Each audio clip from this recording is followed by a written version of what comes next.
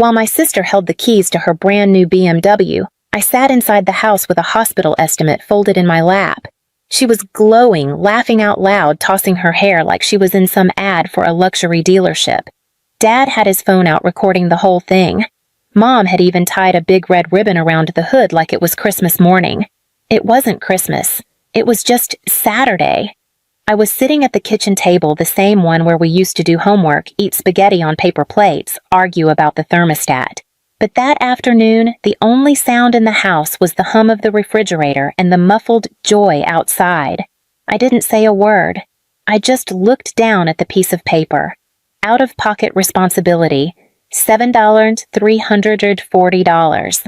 I'd gone to Penn General 3 days earlier after the clinic near my job told me I needed further testing. They'd run scans, blood work. The doctor was gentle but serious. Lauren, this isn't going to go away on its own. If it gets worse, it could affect more than just your stomach. I nodded, took the printout, and left. Walked 3 blocks to the bus stop, holding my coat shut with one hand and that estimate with the other. I hadn't told anyone yet. Not really. Not even Mom. Not until I was sure. That Saturday was supposed to be the day I'd bring it up over coffee, maybe after the dishes. Just find the right moment. But there they were, outside, grinning and posing, calling Sienna our superstar. You earned this. Mom beamed. You deserve it. And I just sat behind the window, one hand clutching a diagnosis, and the other tracing the chipped wood of the table edge. Funny thing is, I didn't feel jealous. Not of the car, not of her. I felt forgotten. Like someone had closed a door I didn't realize I was still behind, and all I could think was, the truth is, the pain didn't start all at once. It crept in slowly. At first, it just felt like a tightness in my lower stomach, something I chalked up to stress, or maybe too much coffee on an empty stomach. You know how it is. You think it's nothing. I'll walk it off. But then it started waking me up at night. Dull at first, then sharp.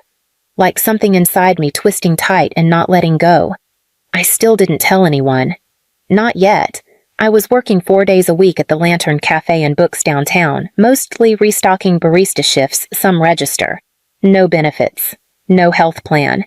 Just enough to pay rent on my half of the basement unit and keep groceries basic. I tried ginger tea heating pads over-the-counter meds. Even asked Cheryl, one of the older servers, if she had any home remedies.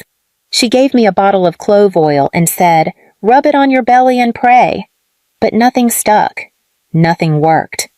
I kept going, though, because that's what you do when you're the one who doesn't make trouble. Growing up, I was the quiet one, the helper, the extra set of hands. I babysat Sienna through half her childhood while Mom worked the second shift and Dad ran his landscaping business. Sienna was always the golden girl. Straight A's, spelling bees, flute recitals, summer camps. I'd be the one behind the camera while Mom called out, "Smile, bigger baby," and she did. Always. I didn't resent her for it, not really. It just became clear over time that some people shine naturally in a family, and some people keep the lights on in the background. So when I finally couldn't ignore the pain anymore, I went to the clinic 2 blocks from the bookstore. They did a few quick tests and told me I needed to see someone at Penn General. I waited another week just to schedule that. My body already knew something was wrong, but my wallet wasn't ready to agree. That appointment was the one where the doctor looked me in the eyes and said, "You may need surgery. Endometriosis may be advanced. If we don't deal with it soon, it could affect your reproductive health and more." He handed me a thick envelope with my blood work scan summary and the estimate. "It's manageable," he added, trying to soften the weight of it. "But don't sit on this." I nodded, said thank you, walked home slow. That was 3 days before the BMW showed up in our driveway. I kept thinking if I had just told them earlier, if I'd said something the day I got the test results, maybe it would have changed how that Saturday went. But deep down, I waited until after dinner. Not a special one, just leftover baked ziti and a store-brand salad mix. The kind of meal where nobody really talks, just chews with the TV murmuring in the background. I let them finish, washed a few dishes, dried my hands on the corner of a dish towel I'd seen in our kitchen since high school. Then I said it. "Can I talk to you both for a second?" I remember how slowly Mom turned her head, like I'd asked her to pause a really important meeting instead of a rerun of NCIS. Dad muted the TV, but he didn't look at me. Just stared ahead like whatever I had to say was going to be complicated. My palms were already sweating. It's about something medical, I began. I saw a doctor at Penn General. They're thinking it's endometriosis. Maybe advanced. Silence. I swallowed and kept going. He said surgery would be the best course of action. The estimates here, I added, sliding the folded paper onto the table. I've been in a lot of pain.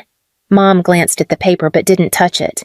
Didn't you always have stomach issues? She asked, like I'd brought up some old ankle injury from 5th grade. This isn't the same, I said quietly. It's gotten worse. Dad let out this long, tired exhale, the kind I'd heard 100 times growing up, usually right before a lecture. Lauren, we're not saying we don't care. He started rubbing his temples. But things are tight right now, with interest rates, inflation, just everything. You know how it is. I'm not asking for all of it, I said quickly. I can cover some. I can't do the whole thing alone.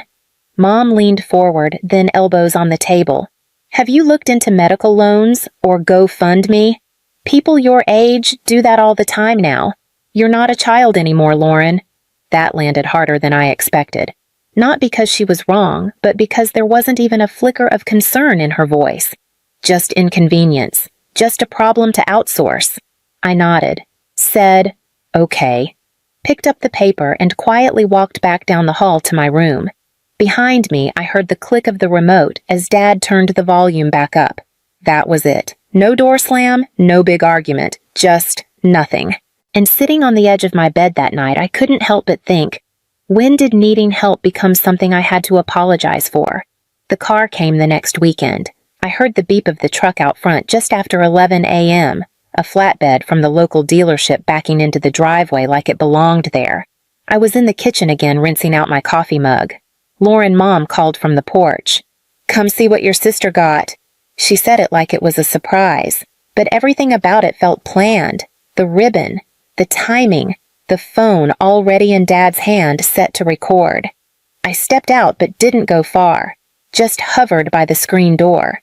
Sienna stood next to the white BMW, eyes wide, hands to her face like she couldn't believe it. Is this real? She laughed. Is this seriously mine? You earned it, sweetheart, Dad said, zooming in with his phone. Graduating with honors, landing that internship, this is just the beginning. Mom was already posing with her, angling her body for the best shot. Smile with the keys, she chirped. Let's do one for Facebook. Oh, and a boomerang. Sienna tossed her hair and spun the key fob in her fingers like she'd done it 100 times. I stood there in the shadow of the doorframe, one hand still damp from the sink. Nobody looked my way. Not once. I didn't want the car. I didn't even want the attention. I just wanted to be seen.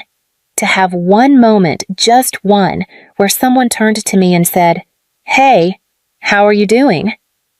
But they were laughing now, joking about road trips and insurance and, you're not speeding, right?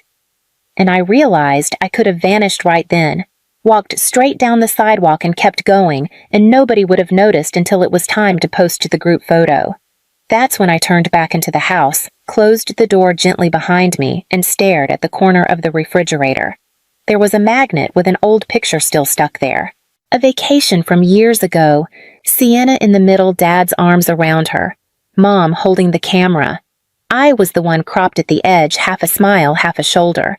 And somehow even then, they'd already learned how to frame a memory without me. After that Saturday, I stopped trying to be part of the noise. I adjusted my work schedule, took more early shifts, closed a few evenings, said yes when the manager asked who could cover on Sundays. Nobody at home noticed. Sometimes I'd come in after 9 p.m., shoes soaked from the rain apron folded in my backpack. The house would be dark except for the blue flicker of the TV through the living room curtain. Other times I'd already be gone by the time anyone woke up. I started eating at work oatmeal packets during the lull between the breakfast rush and the book club regulars. Whatever was left in the pastry case by 3 p.m., I'd wrap in napkins and eat standing up in the back hallway. My room became a storage unit for me more than a place to rest. I stopped bringing laundry to the main basket, started doing it late at night in the garage sink. I didn't want questions, didn't want pity. The pain hadn't gone away. If anything, it had changed shape, becoming quieter but sharper, like my body had learned to suffer more politely. One morning, while wiping tables near the front window, a customer I barely knew looked at me and said, "Sweetheart, are you okay?" I blinked. Not because of what she said, but because she'd said anything at all. "I'm fine," I whispered. But she didn't buy it. She just gave me that look, one I hadn't seen in weeks. Concern. That night, I went home and opened the shared family calendar app we'd used for years. Vacations, appointments, birthdays. I deleted myself from it, one line at a time. Then I went to the living room photo wall. I wasn't in many of them to begin with, but there was one from our backyard graduation party 3 years ago. Sienna cap tilted. Mom holding flowers. Dad with barbecue tongs. Me in the back holding the guest list. I didn't take it down. I just turned it slightly on the nail so it tilted away from the light. I didn't slam doors. I didn't say goodbye. But the next day, when Sienna came home with takeout and asked, "Where's Lauren?" Mom didn't even pause to look around. She just said, "Probably at work." And that was enough for everyone. But what happens when no one notices that you stopped coming back? It started with a phone call. Not to me, to my parents from Grandpa. He rarely called them, preferred text, or the occasional group email with too many ellipses and the subject line in all caps. But this time it was different. I heard about it secondhand through Aunt Marianne, who worked with him on the board of the housing trust. Grandpa had received a letter from the university's financial office. Apparently, Sienna had taken out a loan under the family's name, co-signed without permission, to lease her apartment uptown, the internship she bragged about unpaid, the side job let go after 2 weeks, and the car not paid in full. Not even close. The dealership had sent a notice to Dad's business address. Final payment due. Grandpa had seen enough. He called, calmly, firmly, and told them to sit down. "Do you know where Lauren is?" he asked. Silence on their end. "Do you know what she's going through?" More silence. Because she called me, he lied. And I know. That last line cracked something. They didn't call me right away, but they stopped posting. Sienna's TikToks disappeared. Mom archived all the graduation photos. The ribboned car pic gone. I watched from a distance, quiet still, like someone watching strangers rearrange a room they forgot you once lived in. 2 weeks later, Dad sent a group text, "If anyone hears from Lauren, ask her to call home." I didn't respond, but I read it. That same night, I got a letter. Not an email. A printed envelope hand-addressed. Grandpa. Inside a check, and a sticky note in his handwriting. "For whatever you need. You were never invisible to me." That was the first time I cried. Really cried.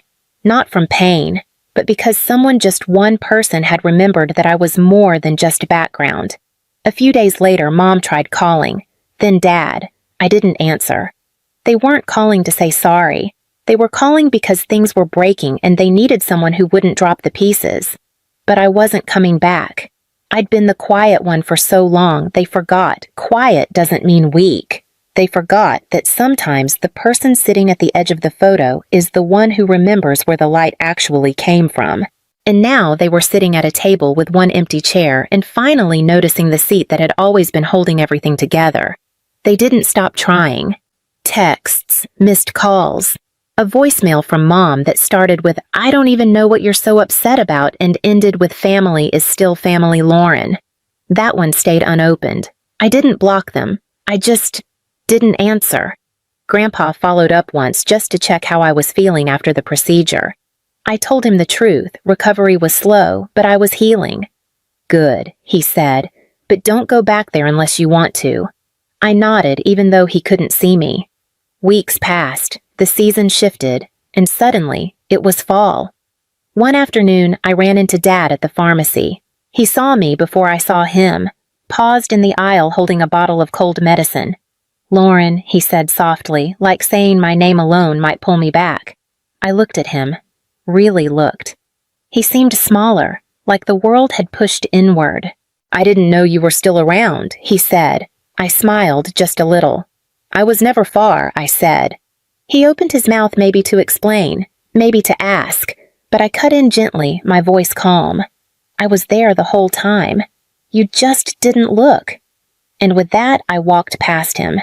No anger, no drama, just a sentence he couldn't argue with, and silence that for once wasn't mine to carry.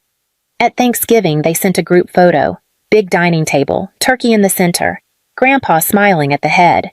But right where I used to sit between Sienna and the window, there was an empty chair.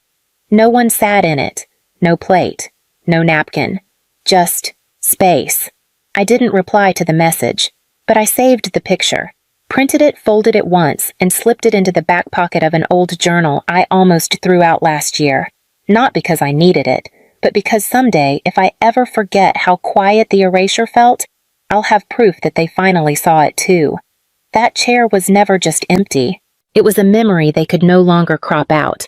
If you've ever been the chair no one saved, you don't have to explain it. Just leave a quiet below.